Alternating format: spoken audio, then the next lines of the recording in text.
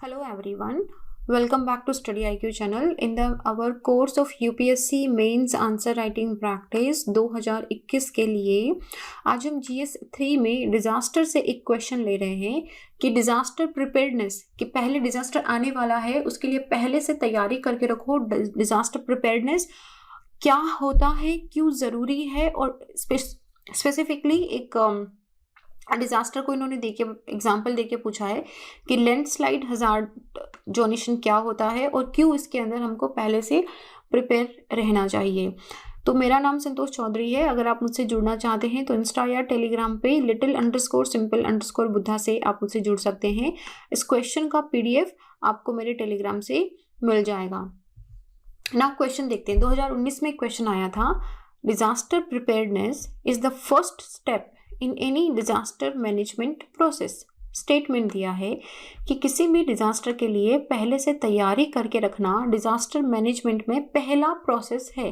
सबसे पहले आपको प्रिपेयर रहना पड़ेगा कि दिस माइट हैपन।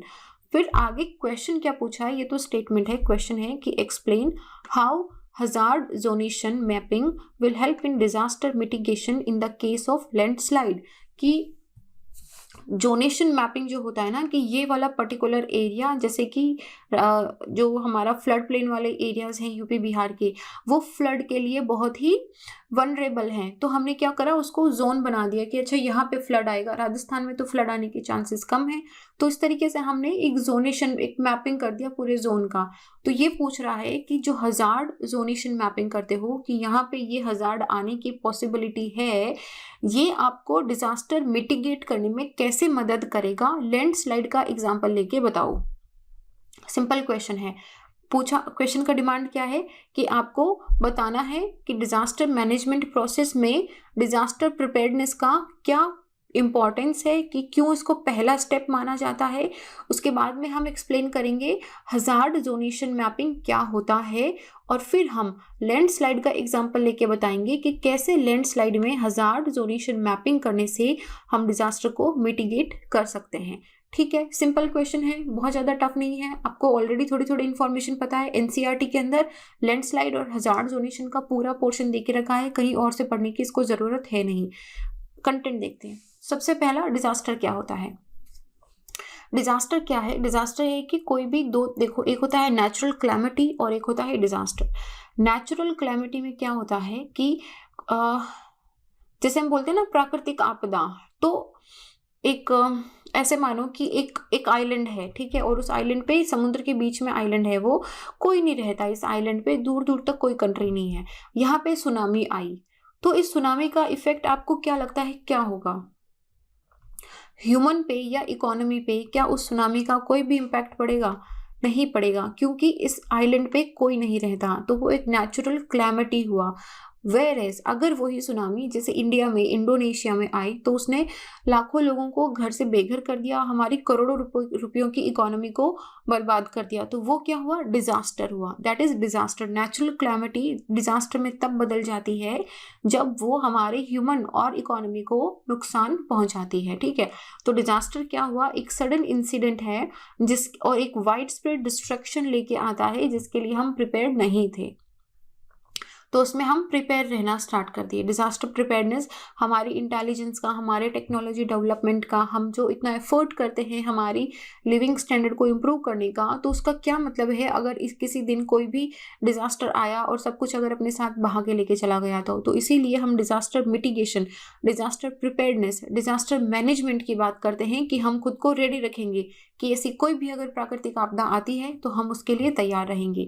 तो डिजास्टर प्रिपेयर्डनेस का मतलब क्या हुआ कि आप डिजास्टर के लिए प्रिपेयर कर रहे हो और उससे होने वाले किसी भी डिजास्टर का मिनिमम इम्पैक्ट हो, इसके लिए आप तैयारी रख रहे हो, उसे बोलते हैं डिजास्टर प्रिपेयर्डनेस। तो ये आपको प्रिवेंट या प्रिडिक्ट करता है। जैसे सुनामी के लिए है, अभी हमने सैटेलाइट्स लगा दिए हैं, हमने सिस्मोग्राफिक सेंसर्स लगा दिए हैं, तो अगर सुनामी का हमको थोड़ा भी इंडिकेशन मिलता है तो हमने प्रिडिक्ट कर लिया है कि सुनामी आने वाली है। अब हम क्या करेंगे? सुनामी को आप रोक तो सकते नहीं हो, लेकिन आप जो कोस्टल एरियाज हैं उसको इवैक्यूएट करवा के उसका इम्पैक्ट जो है उसे मिटिगेट कर दोगे, उसको मिनिमम इम्पैक्ट कर दोगे, और ये आपको उसके कॉन्सिक्वेंसेस के साथ कोप करने के लिए, उसको रिस्पॉन्ड करने के लिए आपको तैयार रखता है जल्दी से जल्दी। तो ये होता है डिजास्टर प्रिपेयर्डनेस। डिजास्टर जो जब होता है तो हम एक डिजास्टर रिस्क मैनेजमेंट साइकिल बनाते हैं। डिजास्टर रिस्क मैनेजमेंट साइकिल में क्या होता है कि सबसे पहले पहला स्टेप होता है प्रिपेयर्डनेस। आप प्रिपेयर रहो। जैसे कि हम लोग let's take an example of flood का एग्जांपल लेते हैं, राइट। सो फ्लड में क्या होगा कि हमको जैसे पता है कि इस वाले पर्टिकुलर सीजन में फ्लड आता है, तो हम प्रिपेयर रहेंगे कि इस सीजन के अंदर हम घर खाली करके चले जाएंगे। या फिर जैसे साइक्लोन आने वाला है तो हम प्रिपेयर रहेंगे, हम अपनी तरफ से जितनी भी कोशिश कर सकते हैं हम उस एरिया को इवैक्यूएट करवा लेंगे, हम साइक्लोन की स्ट्रेंथ को तोड़ने की कोशिश करेंगे। तो आप प्रिपेयर रह रहे हो। लेकिन आप डिजास्टर को कंप्लीटली रोक नहीं सकते, आप फ्लड को रोक नहीं सकते, आप साइक्लोन को रोक नहीं सकते। It will happen. तो हम क्या करेंगे, हो गया साइक्लोन आ गया, फ्लड आ गया, हम फटाफट से रिस्पॉन्ड करेंगे, हमारी टीम को रेडी रखेंगे। तो हम रिस्पॉन्स करा हमने। रिस्पॉन्स के अंदर हमारे फर्स्ट रिस्पॉन्डर्स होते हैं, हमारी नेशनल डिजास्टर मैनेजमेंट टीम भी होती है, स्टेट के लिए भी होती है, हमारी आर्मी होती है। तो ये सब क्या करेंगे कि फटाफट से साइट पे जाके जिन जिन लोगों को नुकसान पहुंच रहा है, जो जो वनरेबल सेक्शन है, जो डिजास्टर से they are hurt from the disaster, हम सबसे पहले उनको मेडिकल फैसिलिटी देंगे। अगर वो काफ़ी टाइम पे वहाँ पे स्टक है तो हम उनको क्या करेंगे, उनको खाना देंगे। उनको अगर विंटर है तो इस तरीके से उनको फैसिलिटी प्रोवाइड करेंगे, रिस्पॉन्ड करेंगे। Then we come to the rehabilitation and recovery, कि जो नुकसान वहाँ पे हुआ है उसकी भरपाई करेंगे। जो ब्रिज टूट गए हैं, जो रोड टूट गई है, जो खंबे उखड़ गए हैं, जो घर बिखर गए हैं, इन सबको वापस रिहेबिलिएट करेंगे, उनकी रिकवरी करेंगे। फिर हम उसको एनालिसिस करेंगे कि हमारी क्या कमी रह गई कि इतना नुकसान हो गया, तो हम उसके प्रिवेंशन एंड मिटिगेशन के लिए स्टेप्स लेंगे। तो ये पूरा डिजास्टर मैनेजमेंट साइकिल होता है। इसको ध्यान रखना, जब भी डिजास्टर का क्वेश्चन आए ये डायग्राम तो बनाना ही बनाना है। तो कोई भी डिजास्टर हो गया या इमरजेंसी हो गई, इसके प्रिपेयर्डनेस का साइकिल क्या होता है, आप कैसे बनाते हो। देखो, सबसे पहले आप प्लान करते हो कि अगर हुआ तो मैं ऐसे करूँगा। जैसे कि घर में आग लगी तो मैं सबसे पहले क्या करूँगा, ऑर्गेनाइज एंड इक्विप, मुझे खुद को ऑर्गेनाइज करना पड़ेगा। उस आग से, घर में जो आग लगी, क्या उससे लड़ने के लिए मेरे पास साधन है, अगर है या नहीं है, चलो है तो क्या मैं उसको यूज करने के लिए ट्रेन हूँ। अगर मैं ट्रेन नहीं हूँ तो मैं खुद को ट्रेन करूंगा। फिर मैं एक मॉक ड्रिल भी करूंगा कि मुझे, मतलब ऐसा नहीं है मेरे दिमाग में ही तैयारी है, मुझे सच में अगर कल को आग लग गई घर में तो क्या मैं उसको कोप कर सकता हूँ या नहीं कर सकता हूँ। फिर हम पूरी सिचुएशन को इवेलुएट और इम्प्रूव करेंगे। ये आपका प्रिपेयर्डनेस का साइकिल होता है। इस तरीके से आप प्रिपेयर करते हो। तो अब अगर हम लोग कंपोनेंट ऑफ डिजास्टर प्रिपेयर्डनेस की बात करें तो क्या होंगे कि ये एक कंटिन्यूस और इंटीग्रेटेड प्रोसेस है। डिजास्टर प्रिपेयर्डनेस कभी भी एक टाइम में खत्म नहीं होता है। डिजास्टर होगा, फिर से पूरा साइकिल चलेगा, फिर से आप खुद को प्रिपेयर करोगे और इस बार और अच्छे तरीके से प्रिपेयर करोगे। तो ये पूरा कंटिन्यूस और इंटीग्रेटेड साइकिल होता है जिसके अंदर हम रिस्क रिडक्शन एक्टिविटीज और रिसोर्सेज के लिए बात करते हैं।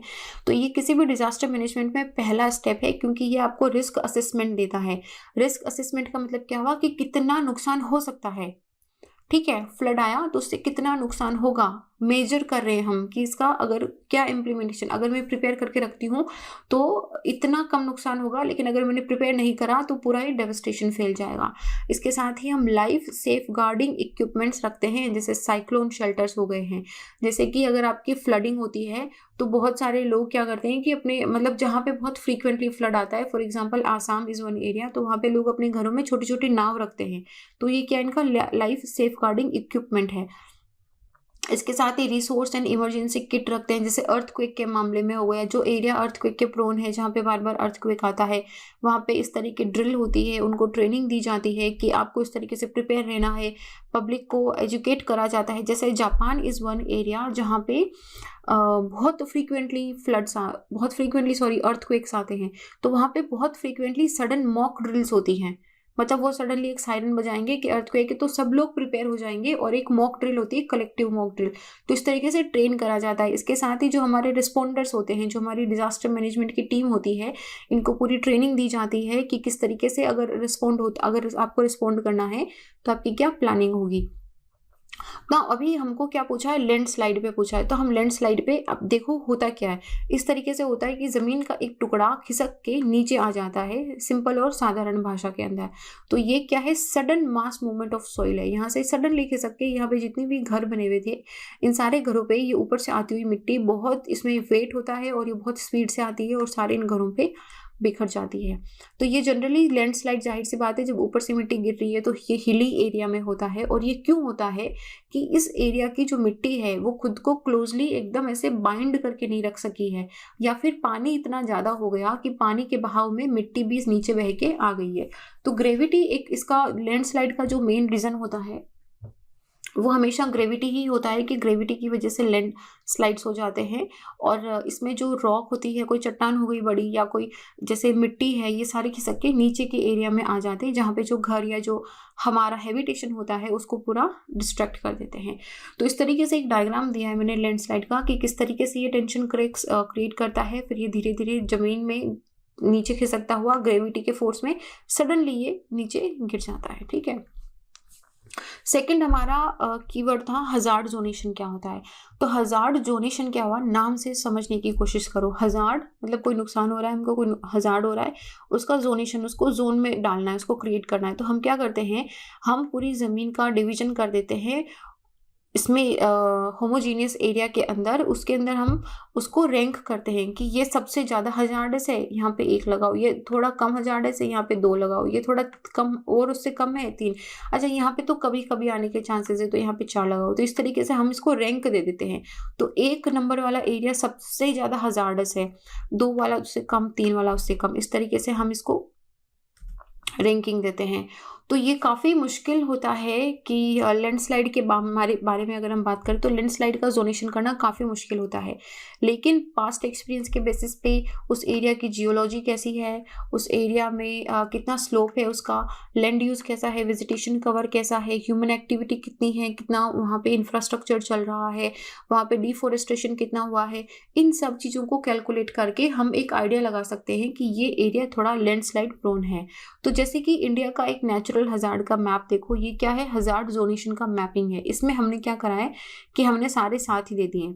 जैसे ये एरिया, ये नेचुरल हजार्ड का मैप है, जैसे ये कोल्ड का है, ये फ्लड का है। ठीक है। तो इसमें आप अगर हजार्ड जोनेशन की लैंडस्लाइड में बात करोगे तो लैंडस्लाइड में ये देखो जोनेशन करा है, ये रेड वाला दिख रहा है, इसका मतलब ये सबसे खतरनाक है, यहाँ पे लैंडस्लाइड बार बार होने के चांसेस हैं। उसके बाद आपको 3 डिफरेंट कलर में दिखाई देगा। तो ये क्या करा है हमने, जोनेशन करा है। तो जब ये हजार्ड जोनेशन का या लैंडस्लाइड या फ्लड या फिर अर्थक्वेक, किसी भी हजार्ड जोनेशन का आपके पास क्वेश्चन आता है सिमिलर टाइप का, तो आप इस तरीके से इंडिया का एक मैप बनाओगे और उसके अंदर इन हजार्ड जोनेशंस को दिखाओगे कि इस तरीके से ये हजार्ड जोनेशन होके रखे हैं। तो हजार्ड जोनेशन जो है ये किस तरीके से पूरी लैंडस्लाइड की मिटिगेशन को मिटिगेट करने में काम आएगा। तो एक बार अगर हमको समझ में आ गया कि ये एरिया सबसे ज़्यादा डेंजरस है, वहाँ पे सबसे ज़्यादा लैंडस्लाइड होने के चांसेस हैं, तो हम क्या करेंगे, वहाँ पे उनको मिनिमाइज करने की कोशिश करेंगे कि यहाँ पे मिनिमम हो, या यहाँ के लोगों को ज़्यादा से ज़्यादा अवेयरनेस लेके आएंगे। जैसे लैंडस्लाइड के अंदर जो एरिया जो फ्रीक्वेंट ग्राउंड शेकिंग के अंडर आता है, जैसे कि जहाँ पे फ्रीक्वेंट अर्थक्वेक आता है, तो इसकी वजह से क्या होती है, जो मिट्टी होती है पहाड़ों की वो लूजली बाउंड हो जाती है, वो मूव करने लग जाती है और वो ग्रेविटी के फोर्स पे नीचे गिर जाती है। या जहाँ पे इंटेंस ह्यूमन एक्टिविटी हो रही है, जैसे कि कोई कंस्ट्रक्शन हो रहा है रोड का, कोई डैम बन रहा है, कोई ब्रिज बन रहा है, तो इससे ये सब एक्टिविटी जब पहाड़ों में होती है तो क्या होता है कि छोटे छोटे वहाँ पे बॉम्ब ब्लास्ट्स करते हैं उस एरिया को तोड़ने के लिए, और कंटिन्यूसली वहाँ पे मशीन्स चलती हैं, तो उससे वाइब्रेशन क्रिएट होता है। इस वाइब्रेशन की वजह से वो जो सॉइल होती है वो लूजली बाउंड हो जाती है। या फिर ऐसा एरिया जहाँ पे हाई रेनफॉल रीजन्स हों, हाई रेनफॉल से क्या होगा, मिट्टी के साथ पानी मिक्स हो जाएगा, सॉइल लिक्विफिकेशन हो जाता है, वो पानी तो नीचे बहेगा, पानी तो एक जगह नहीं ठहरेगा ना, हिली एरिया पे पानी नीचे आएगा तो उसके साथ में मिट्टी भी नीचे आ जाती है। और उसमें कौन से एरियाज डेंजरस है, हमारे हिमालय, अंडमान निकोबार, वेस्टर्न घाट, नीलगिरी, ये सारे एरिया हैं। तो हम लोग जब हम लैंडस्लाइड हजार्ड जोनेशन की मैपिंग करते हैं, हम लोग क्या करते हैं कि जियोलॉजी देखते हैं कि अच्छा इस एरिया की, जैसे हिमालयाज हैं ना, हिमालयाज अनस्टेबल है, हमको पता है अभी भी जो दोनों प्लेट्स हैं आपस में कोलाइड कर रही है और हिमालयाज ऊपर की तरफ हाइट पे बढ़ रहे हैं, तो इसका मतलब है ये एरिया अनस्टेबल है। इस अनस्टेबल एरिया के अंदर हम लोग GIS या रिमोट सेंसिंग या एरियल फोटोग्राफ, इन सब की यूज से हम उसमें मैपिंग करते हैं कि कहाँ कहाँ पे अभी तक लैंडस्लाइड के क्या केसेस हुए हैं।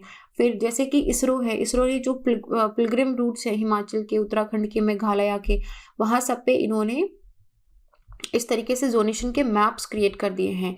तो लैंड हजार्ड जोनेशन की अगर हमको इन्फॉर्मेशन हमने जोनेशन बना लिया तो डिसीजन मेकर को ये बहुत हेल्प करता है प्लानिंग और प्रिकॉशनरी मेजर्स लेने में, जैसे कि व्हीकल, और जैसे मान लो कि ये पहाड़ है, यहाँ से रास्ता जा रहा है, मैं एग्जांपल दे रही हूँ यहाँ पे, बस समझना कि अगर पर मुझे पता है कि यार यहाँ से निकले ना तो लैंडस्लाइड के बहुत चांसेस हैं, कभी भी हो सकता है, लोगों की जान माल को खतरा है, तो मैं इस एरिया पे रोड बनाऊंगी ही नहीं, या जो इस एरिया पे रोड बनी है उसको बंद कर देंगे। तो हम क्या करेंगे, इसको किसी दूसरे रास्ते से निकालेंगे जहाँ पे कम चांसेस हो। इसके साथ ही नेशनल डिजास्टर रिस्पांस फोर्स होती है हमारी, स्टेट की भी होती है, ये उस एरिया में स्टैंड बाई होती है, वहाँ पे इनके ऑफिसेज होते हैं, इनकी पूरी टीम होती है कि अगर कभी भी डिजास्टर हुआ तो ये फर्स्ट रिस्पॉन्डर्स में आते हैं। फिर हम नई रोड, डैम या होटल का जो कंस्ट्रक्शन है उसको बंद कर देते हैं, क्योंकि जब नया कंस्ट्रक्शन होगा फिर से उस जमीन में वाइब्रेशन होगा, उस पर प्रेशर पुट होगा और वो और भी ज़्यादा डेंजरस होगा। एग्रीकल्चर जो है उसको हम वैलीज तक लिमिट कर देते हैं, या फिर जहाँ पे मॉडरेट स्लोप है, हेवी स्लोप वाले एरिया पे एग्रीकल्चर को नहीं रखते, क्योंकि एग्रीकल्चर में आप इरिगेशन दोगे, पानी का फ्लो होगा।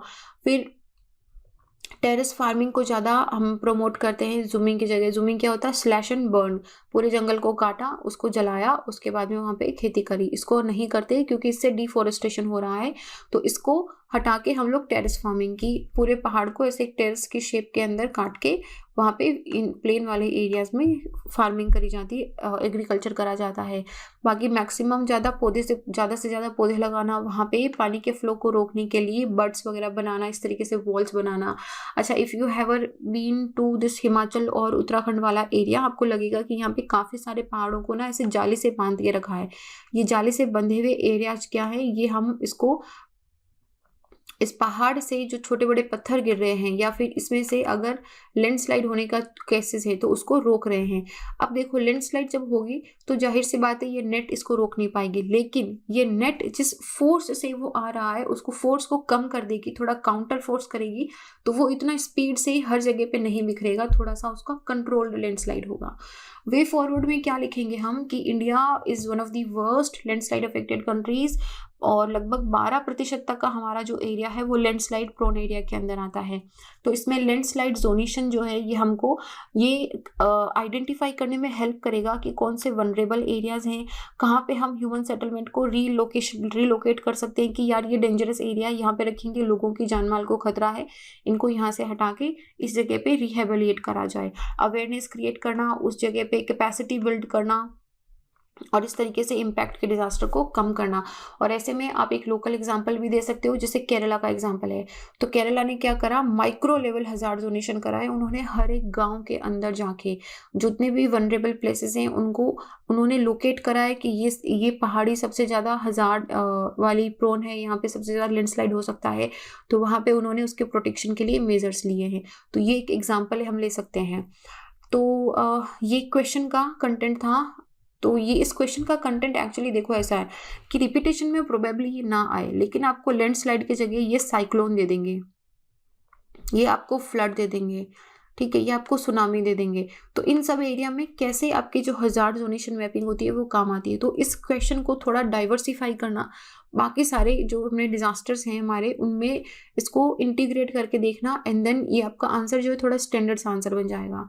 And this is it in this question. Do right your answers guys, answer लिखना स्टार्ट करो। इस क्वेश्चन का PDF आपको मेरे टेलीग्राम से डाउनलोड हो जाएगा। And this is it here, I will see you guys in the next question. Till then be happy. जय हिंद।